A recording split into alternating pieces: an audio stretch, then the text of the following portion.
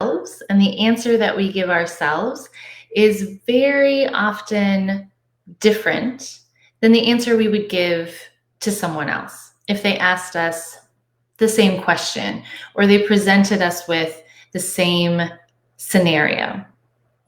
So right now, if you're watching this live, it's Thanksgiving week. We're approaching the holiday season and trying to put together maybe our holiday gift lists. And often now as well, there are deals and specials and Black Friday deals and Small Business Saturday deals.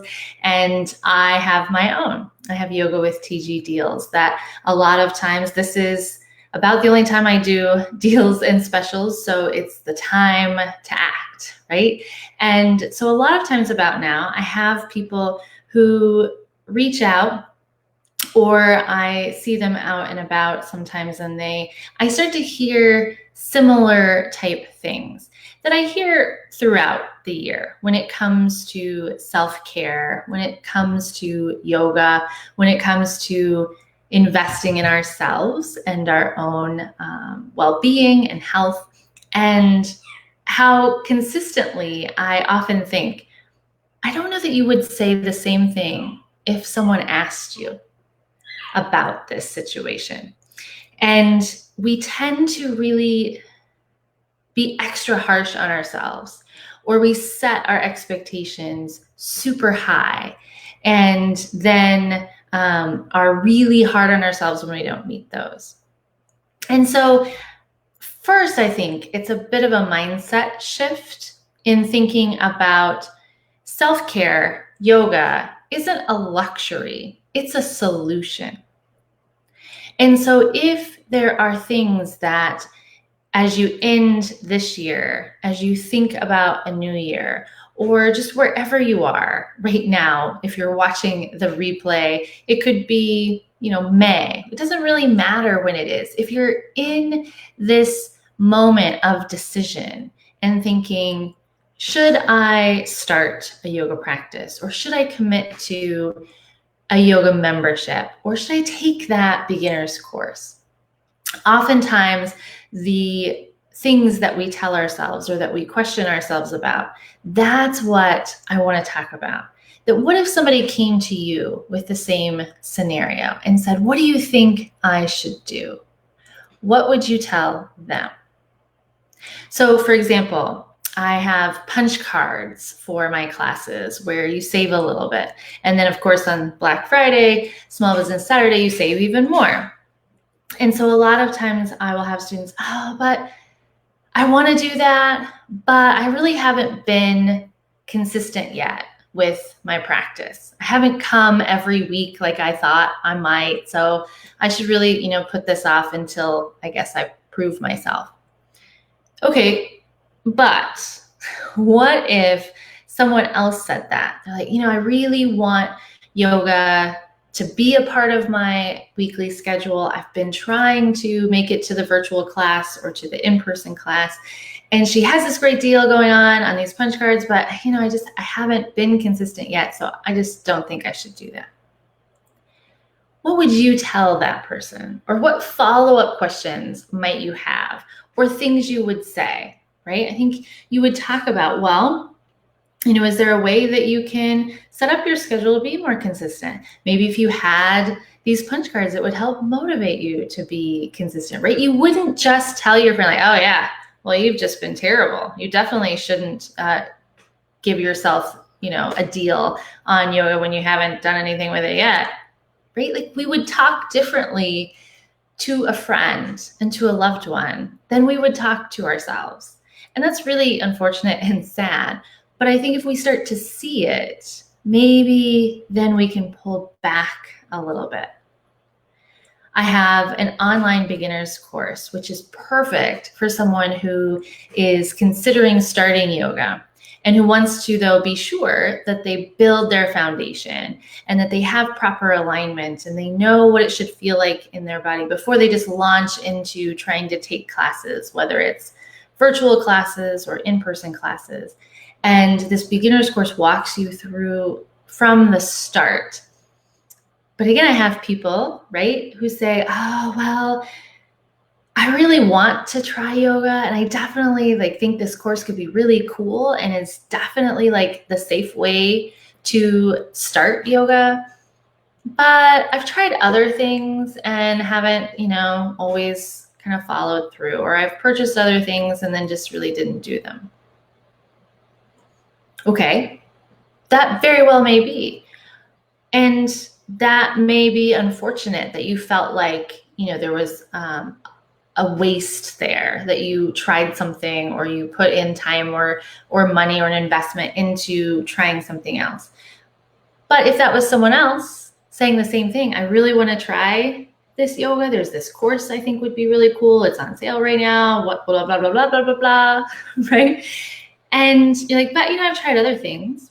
Well, sure, we all try things, right? But does that mean if we didn't love the last thing, or we didn't finish it perfectly, or we didn't meet whatever expectation it is that we're saying we didn't meet, that then we can never try something else again?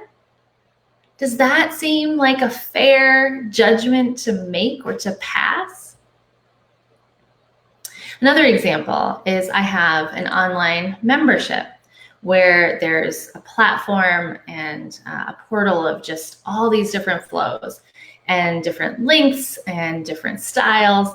And so often I have people say I definitely think that would be so cool. I could just have access to yoga when it worked for my schedule. I could yoga sculpt on Wednesday mornings or whenever, right?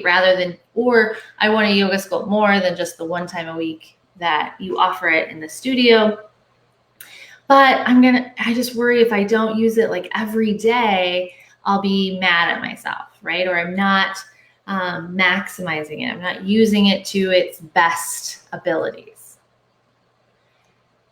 Well, again, I don't know that that's a reasonable expectation that you would use it every day, right? That I don't think that's what you should set out. If you were joining my membership, and there are several new members coming online this month, that I wouldn't recommend that you set it for every day, right? But it's that you have that access, and that if you get on your mat one extra time, a month or twice a month or once a week, that's amazing, right? And the entrance point for that membership is set where it's at, so that it doesn't seem like I've really got to do this every day or it's not worth it. That it's less than $1 a day. So you're not out that much if you need to rest today. And missing one day doesn't mean you are failing at the membership, right? That it's about, if you have that access, if you know you can do that, will that help you with your practice? Will it help you deepen your practice? Will it help you meet yourself on the mat more frequently? And if you start out getting on your mat one more time a week, will that then make it easier for a second time a week, right? And again, if somebody else came to you and said they thought this membership idea was going to be really cool and they really wanted to do it, but I don't know that I'll do it every day, what would you say to them? And I think a lot of it ties back to, it's about us, and that we often don't see ourselves, unfortunately, as worth that investment, or we see our own self-care practice as optional or as a luxury. But if you asked your family, if you asked your loved ones, do you think my self-care is a luxury? I don't think they would see it the same way. I think they would say, no, that's a necessity, right? Yoga is a solution. It's a way to help you. It's not some luxury that you're, throwing money and time away at. And if someone else came to you, I think you would say that to them too. You would say, you're worth it. If you think this would help you feel better, if you think this would help you be happy, if you think this would help you be healthier, 100%, you should do it. You are worth it.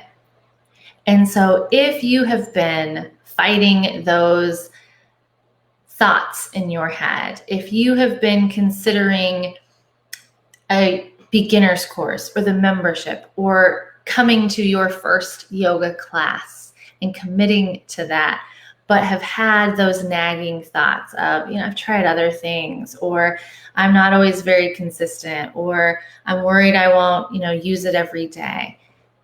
That's not what it's about. It is about helping you feel good, feel healthy, feel your best self. And you, my friend, are worth it. And so I will tell you that, just like I have a feeling you would tell anybody else in your life. And I hope that soon you can also tell that to yourself. So it's good to see you. I hope to see you soon, either here or on the mat in a class.